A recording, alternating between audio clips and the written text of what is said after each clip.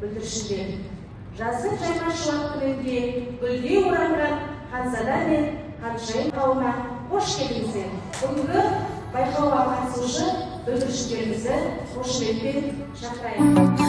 Моншақтардай шашылған жауын алып жанарды. Кезеңге тұрады. Бірінші таныстыру кезеңі, екінші гүлдер әлемі. Балалар гүл туралы тақпақ немесе әңгіме немесе ебелік деуге болады. Үшінші кезең сән әлемі.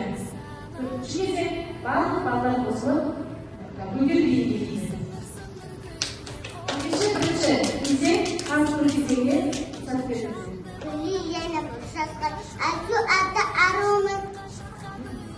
Ada nekat jalan. Saya sekarang jalan teman.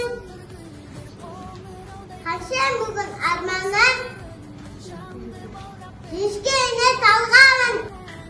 Ilim bar boyundan. Kanada bu sayıska.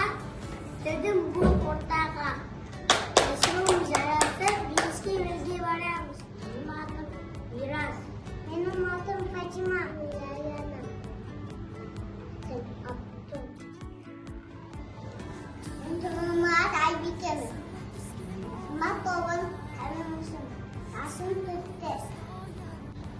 Ben kısadım makamet. Ben Türk sesler.